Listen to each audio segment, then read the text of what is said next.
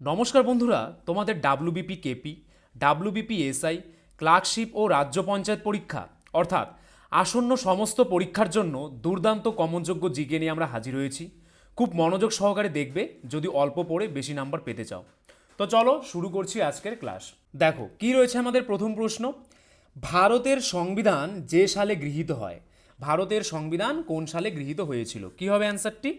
অ্যান্সারটি কিন্তু হয়ে যাবে 26শে নভেম্বর 1949। কী হবে? 26শে নভেম্বর 1949 সালে ভারতের সংবিধান গৃহীত হয়েছিল। তারপর দেখো কিছু গুরুত্বপূর্ণ কি পয়েন্টস কি রয়েছে। মৌলিক অধিকার সংক্রান্ত উপদেষ্টা কমিটির সভাপতি কে ছিলেন? বল্লভভাই প্যাটেল। তারপর দেখো সংখ্যালঘু এবং উপজাতি এবং বহিষ্কৃত এলাকার কমিটির সভাপতি কে ছিলেন? বল্লভভাই প্যাটেল। প্রাদেশিক সংবিধান কমিটির সভাপতি কে ছিলেন? বল্লভভাই প্যাটেল। পদ্ধতির বিধি সংক্রান্ত কমিটির সভাপতি কে ছিলেন? রাজেন্দ্র প্রসাদ। স্টিয়ারিং কমিটির সভাপতি কে ছিলেন? রাজেন্দ্র প্রসাদ। তাহলে স্টিয়ারিং কমিটির সভাপতি কে ছিলেন? রাজেন্দ্র প্রসাদ। জাতীয় পতাকা সংক্রান্ত অ্যাডহক কমিটির সভাপতি কে ছিলেন? এটাও কিন্তু হয়ে যাবে রাজেন্দ্র প্রসাদ। খসড়া কমিটির সভাপতি কে ছিলেন? Doctor B.R.. আম্বেদকর ছিলেন খসড়া কমিটির সভাপতি। মৌলিক অধিকার উপকমিটির সভাপতি কে ছিলেন? জে.বি. কৃপালিনী। ব্যবসায়িক কমিটির সভাপতি কে ছিলেন? কে.এম. মুন্সি। রাজ্য কমিটির সভাপতি কে ছিলেন? জওহরলাল নেহেরু। ইউনিয়ন সংবিধান কমিটির সভাপতি কে ছিলেন? এটাও কিন্তু হয়ে যাবে জওহরলাল নেহেরু। ইউনিয়ন ক্ষমতা কমিটির সভাপতি কে ছিলেন? এটাও হয়ে যাবে জওহরলাল নেহেরু। দিগদর্শন পত্রিকা কবে প্রতিষ্ঠিত হয়েছিল? কবে দিগদর্শন পত্রিকা প্রতিষ্ঠিত হয়েছিল? কি হবে অ্যান্সারটি? অ্যান্সারটি কিন্তু হয়ে যাবে 1818 অর্থাৎ 1818 সালে কিন্তু দিগদর্শন পত্রিকা প্রতিষ্ঠিত হয়েছিল। তারপর দেখো কিছু উল্লেখযোগ্য পত্রিকা কত সালে প্রতিষ্ঠিত হয়েছিল এবং তাদের সভাপতি বা সম্পাদকের নাম কি? কি আছে প্রথমে? সংবাদ কৌমুদী পত্রিকা 1821 সালে। আর এই পত্রিকার সম্পাদকের নাম কি? রামমোহন রায়। সমাচার দর্পণ পত্রিকা কবে প্রতিষ্ঠিত হয়েছিল? 1818 সালে। সমাচার দর্পণ পত্রিকার সম্পাদক কে ছিলেন? শ্রীরামপুরের Baptist missionary Marshman. Hindu Patriot পত্রিকার সম্পাদক কে ছিলেন? গিরিশচন্দ্র ঘোষ। আর এটি কত সালে প্রতিষ্ঠিত হয়েছিল? 1853 সালে। সোমপ্রকাশ পত্রিকার সম্পাদক কে ছিলেন? দ্বারকানাথ বিদ্যাভূষণ। কত সালে প্রতিষ্ঠিত হয়েছিল? 1858 সালে। অমৃতবাজার পত্রিকার সম্পাদক কে ছিলেন? মতিলাল ঘোষ এবং কি শিশির কুমার ঘোষ। কত সালে প্রতিষ্ঠিত হয়েছিল? 1868 সালে। ইয়ং ইন্ডিয়া পত্রিকার প্রতিষ্ঠিত হয়েছিল কবে? 1914 সালে ইয়ং ইন্ডিয়া পত্রিকা প্রতিষ্ঠিত হয়েছিল। আর এর সম্পাদক কে ছিল? Annie Besant. সঞ্জীবনী পত্রিকার সম্পাদক কে ছিলেন? কৃষ্ণকুমার মিত্র। আর এটি কত সালে প্রতিষ্ঠিত হয়েছিল? 1883 সালে প্রতিষ্ঠিত হয়েছিল। বঙ্গদর্শন অর্থাৎ কলকাতার যে বঙ্গদর্শন রয়েছে সেটি কত সালে প্রতিষ্ঠিত হয়েছিল? 1872 সালে। আর এর সম্পাদক কে ছিলেন? বঙ্কিমচন্দ্র চট্টোপাধ্যায়। দ্য বেঙ্গল গ্যাজেট পত্রিকার সম্পাদক কে ছিলেন? জেমস অগাস্টাস হিকি ছিলেন দ্য বেঙ্গল গ্যাজেট পত্রিকার সম্পাদক। আর এই পত্রিকাটি কত সালে প্রতিষ্ঠিত হয়েছিল? 1780 সালে কিন্তু প্রতিষ্ঠিত হয়েছিল। নেক্সট কি রয়েছে? কোন উদ্ভিদের কাণ্ডে সালোক সংশ্লেষ ঘটে? আমরা জানি উদ্ভিদের পাতায় সালোক সংশ্লেষ হয়, কিন্তু কি বলছে? কোন উদ্ভিদের কাণ্ডে সালোক সংশ্লেষ ঘটে? কি হবে অ্যান্সারটি? অ্যান্সারটি কিন্তু হয়ে যাবে ক্যাকটাস। ক্যাকটাসের কিন্তু কাণ্ডে সালোক সংশ্লেষ ঘটে। অপশানে যদি ক্যাকটাস না দিয়ে ফণিমনসা থাকে তাহলে তোমরা কিন্তু ফণিমনসা অ্যান্সারটি করতে পারো। ক্যাকটাসে পাতাগুলি কাটাতে পরিবর্তিত হয়। সবুজ কাণ্ডই সালোক সংশ্লেষণ সহ পাতার দ্বারা সঞ্চালিত সমস্ত কার্য সম্পাদন করে। ক্যাকটাস গাছের সবুজ কাণ্ডে ক্লোরোফিল থাকে, সুতরাং পাতার পরিবর্তে কাণ্ড হল ক্যাকটাস গাছের সালোক সংশ্লেষণের কেন্দ্র। নেক্সট কি রয়েছে? সেন্ট লরেন্স উপসাগর কোথায় অবস্থিত? সেন্ট লরেন্স উপসাগর কোথায় অবস্থিত? অ্যান্সারটি কিন্তু হয়ে যাবে কানাডা। সেন্ট লরেন্স উপসাগর কানাডায় অবস্থিত। তারপর দেখো কিছু উল্লেখযোগ্য উপসাগর এবং কোথায় অবস্থিত। প্রথমে কি রয়েছে? মান্নার উপসাগর কোথায় অবস্থিত? ভারত ও শ্রীলঙ্কাতে অবস্থিত মান্নার উপসাগর। কচ্ছ উপসাগর কোথায় অবস্থিত? এটি কিন্তু ভারতে অবস্থিত। খাম্বাত উপসাগর কোথায় অবস্থিত? এটিও কিন্তু কোথায়? ভারতে অবস্থিত। ওমান উপসাগর কোথায় অবস্থিত? ওমান ও ইরানে ওমান উপসাগর অবস্থিত। এডেন উপসাগর কোথায় অবস্থিত? ইয়েমেনে এডেন উপসাগর অবস্থিত। মেক্সিকো উপসাগর কোথায় অবস্থিত? মেক্সিকো ও আমেরিকার মাঝখানে অবস্থিত কি মেক্সিকো উপসাগর। পানামা উপসাগর কোথায় অবস্থিত? পানামাতে। আলাস্কা উপসাগর কোথায় অবস্থিত? কানাডা ও আমেরিকায় আলাস্কা উপসাগর অবস্থিত। পরবর্তী প্রশ্ন কি রয়েছে দেখো, ঋতু সংহার কার রচনা? ঋতু সংহার কার রচনা? কি হবে অ্যান্সারটি? অ্যান্সারটি কিন্তু হয়ে যাবে মহাকবি কালিদাস। মহাকবি কালিদাসের রচিত কি? ঋতু সংহার। ঋতু সংহার সংস্কৃত কবি কালিদাস রচিত একটি ক্ষুদ্রাকার আদি রসাত্মক কাব্য। এই কাব্যে 6টি অধ্যায় আছে। প্রতিটি অধ্যায়ে ভারতের এক একটি ঋতুকে বর্ণনা করা হয়েছে। নেক্সট কি রয়েছে দেখো, ম্যারাথন দৌড়ে কতটা দূরত্ব অতিক্রম করতে হয়? খুবই একটি ইম্পর্টেন্ট প্রশ্ন। কি হবে অ্যান্সারটি? অ্যান্সারটি কিন্তু হয়ে যাবে 26 মাইল 385 গজ। কি হবে অ্যান্সারটি? 26 মাইল 385 গজ। ম্যারাথন হলো একটি দীর্ঘ দূরত্বের পায়ের দৌড় যার দূরত্ব 42.195 কিলোমিটার বা কত মাইল? 26 মাইল 385 ইয়ার্ড বা গজ। সাধারণত এটি রাস্তার দৌড় হিসেবে চালানো হয়, তবে দূরত্বটি ট্রেইল রুটে কভার করা যেতে পারে। সদ্যজাত মানব শিশুর কতগুলি হাড় থাকে? একটি সদ্যজাত মানব শিশুর কতগুলি হাড় থাকে? কি হবে অ্যান্সারটি? অ্যান্সারটি কিন্তু হয়ে যাবে 305টি হাড় থাকে। সদ্যজাত শিশুদের প্রায় 305টি হাড় থাকে। একটি শিশুর কঙ্কালের বেশিরভাগ তরুণাস্থি দিয়ে তৈরি হয়। একজন ব্যক্তি বড় হওয়ার সাথে সাথে এই তরুণাস্থির বেশিরভাগ অ্যাসিফিকেশন নামে একটি প্রক্রিয়াতে হাড়ে পরিণত হয়। যৌবনে কঙ্কালে মাত্র 206টি হাড় থাকে। তার মানে একজন প্রাপ্তবয়স্ক লোকের কয়টি হাড় থাকে? 206টি। বন্ধুরা, আরেকটি কথা, WBP constable, SI and KP constable অধ্যায়ভিত্তিক সেরা প্রস্তুতি নিতে আমাদের হোয়াটসঅ্যাপ নাম্বারে একবার হোয়াটসঅ্যাপ করে নাও। গণিত, ইংরেজি, জিকে, রিজনিং প্রত্যেকটা বিষয়ে একদম অধ্যায় ধরে ধরে বেসিক লেভেল থেকে একদম প্রথম থেকে ক্লাস করানো হবে। মাসিক কোনো বেতন নেই। পরীক্ষা পর্যন্ত সেরা গাইডেন্স পাবে নতুন সিলেবাস অনুযায়ী। Live class, recorded class plus PDF all পাবে। একবার পেমেন্ট করলেই যতদিন না চাকরি পাচ্ছ ক্লাস করতে পারবে। One time payment. 5 জন আলাদা আলাদা টিচার্সের মাধ্যমে তোমাদের প্রত্যেকটি সাবজেক্ট ধরে ধরে অঙ্ক একদম যারা কিছুই বুঝতে পারো না তাদের জন্য জলের মতো সহজ করে বুঝিয়ে দেওয়া হবে। আমাদের কলকাতা পুলিশের এসআইতে আমরা 95% হুবহু প্রশ্ন কমন দিয়েছি প্রমাণসহ। সেই কমনের প্রমাণ পেতে তোমরা জয়েন করে নাও আমাদের টেলিগ্রাম চ্যানেলে বেঙ্গলি নলেজ একাডেমিতে, লিঙ্ক ইন ডেসক্রিপশন। এটি আমাদের 7 নম্বর ব্যাচ। প্রথম 100 জন 30% ডিসকাউন্ট পাবে। প্রথম 100 জন 30% ডিসকাউন্ট পাবে। তাই ভাই, তোমার যদি একটি সিট এনি হাউ চাই, যেহেতু পশ্চিমবঙ্গ পুলিশ এবং কলকাতা পুলিশ দুটো ভ্যাকেন্সি বেরিয়েছে, তাই একটিতে না একটিতে কিন্তু তোমার হবেই এবার। যদি আমাদের কাছে প্রস্তুতি নাও, 95% হুবহু কমন দেওয়ার দায়িত্ব আমাদের।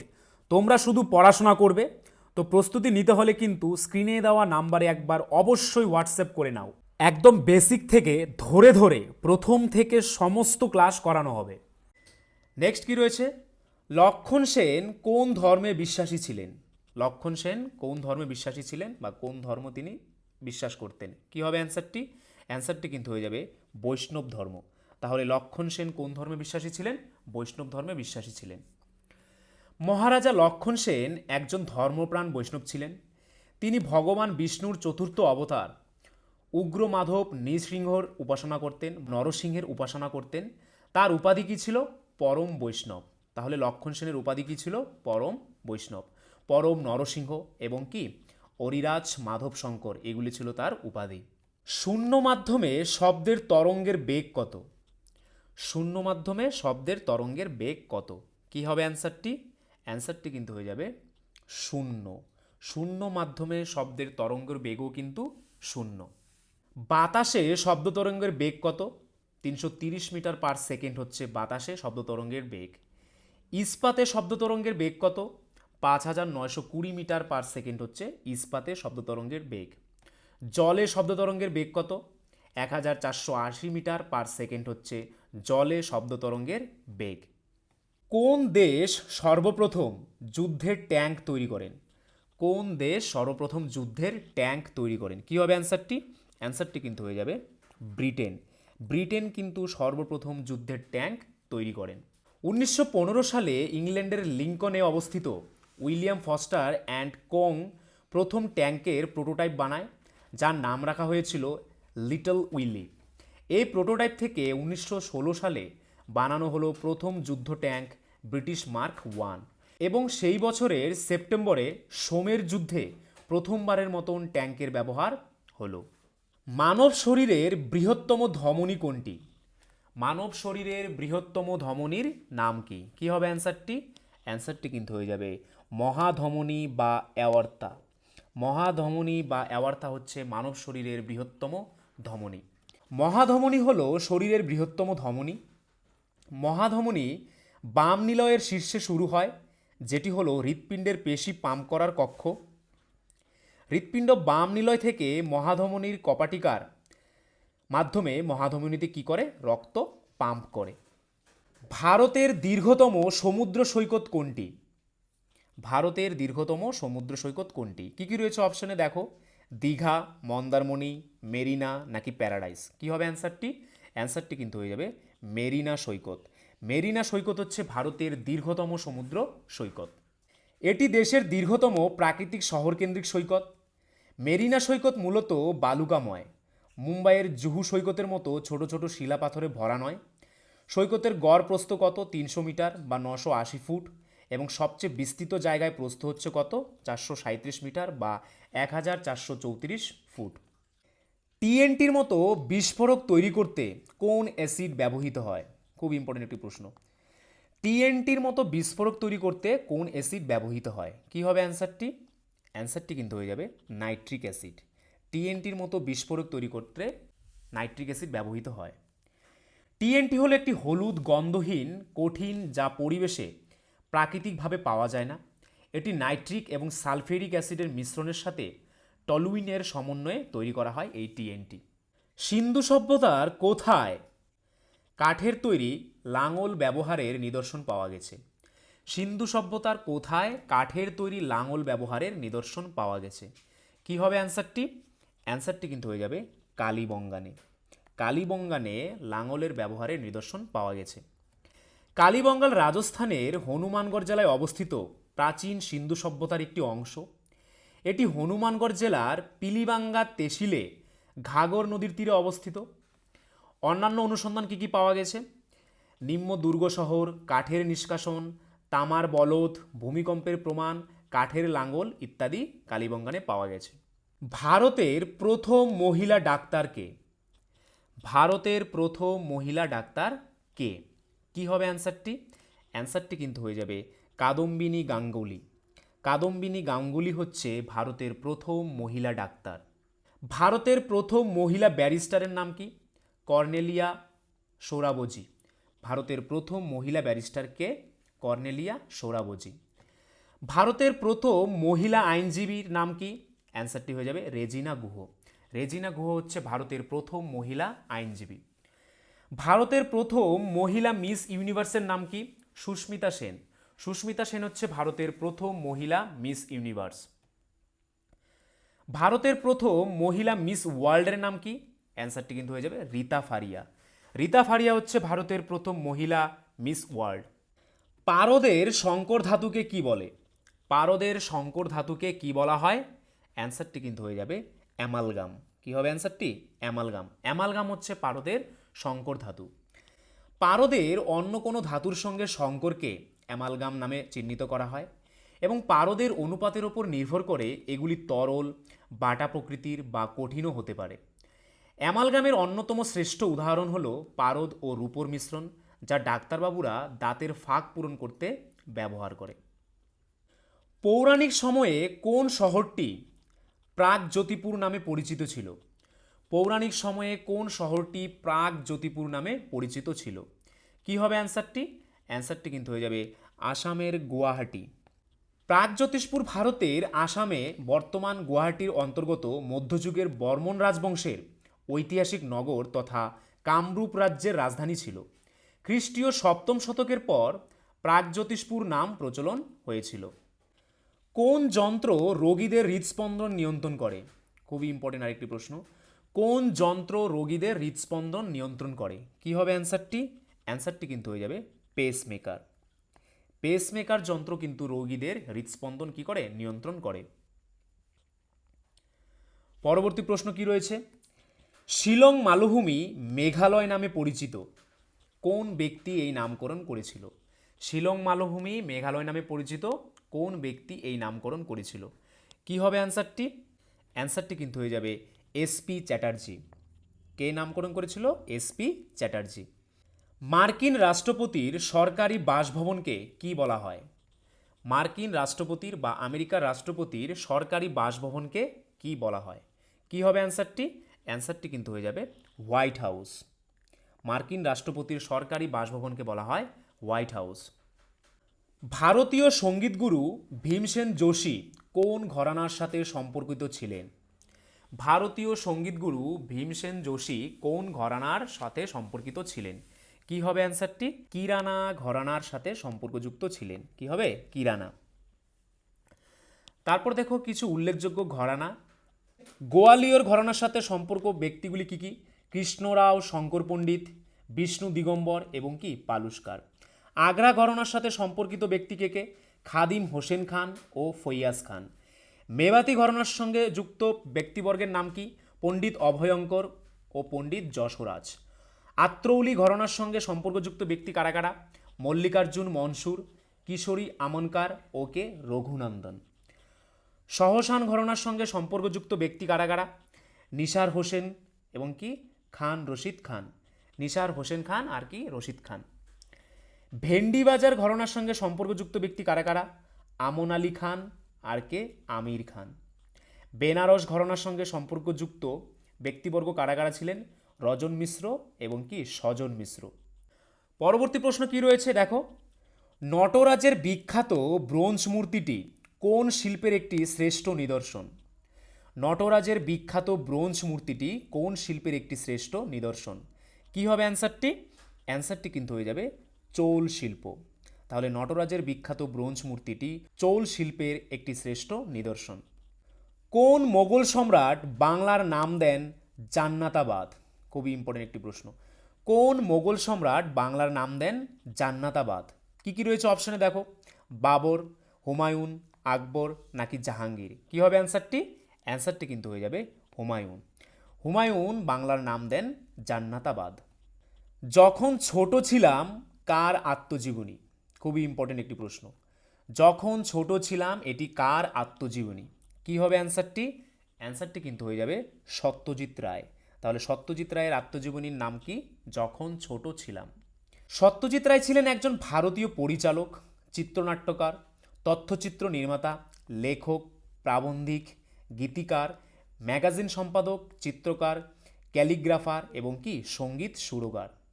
ন্যাশনাল ডেভেলপমেন্ট কাউন্সিল তৈরি হয় কত খ্রিস্টাব্দে? অ্যান্সারটি কিন্তু হয়ে যাবে 1952 অর্থাৎ 1952 সালে কিন্তু ন্যাশনাল ডেভেলপমেন্ট কাউন্সিল গঠিত হয়েছিল। কোন সংবিধান সংশোধনীর মাধ্যমে 6 থেকে 14 বছর পর্যন্ত সমস্ত শিশুদের শিক্ষা বাধ্যতামূলক করা হয়? 6 থেকে 14 বছর পর্যন্ত সমস্ত শিশুদের শিক্ষা বাধ্যতামূলক করা হয়। কি হবে অ্যান্সারটি? অ্যান্সারটি কিন্তু হয়ে যাবে 86তম সংবিধান সংশোধনের মাধ্যমে এই সিদ্ধান্তটি গ্রহণ করা হয়। একমাত্র কোন ষোড়শ মহাজনপদটি দক্ষিণ ভারতে ছিল? একমাত্র কোন ষোড়শ মহাজনপদটি দক্ষিণ ভারতে অবস্থিত? কি হবে অ্যান্সারটি? অ্যান্সারটি কিন্তু হয়ে যাবে অসমক।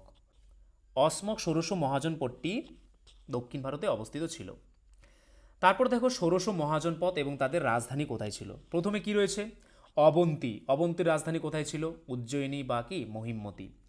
অঙ্গের রাজধানী কোথায় ছিল? চম্পা। অসমকের রাজধানী কোথায়? পোটানা বা কি পোটালি।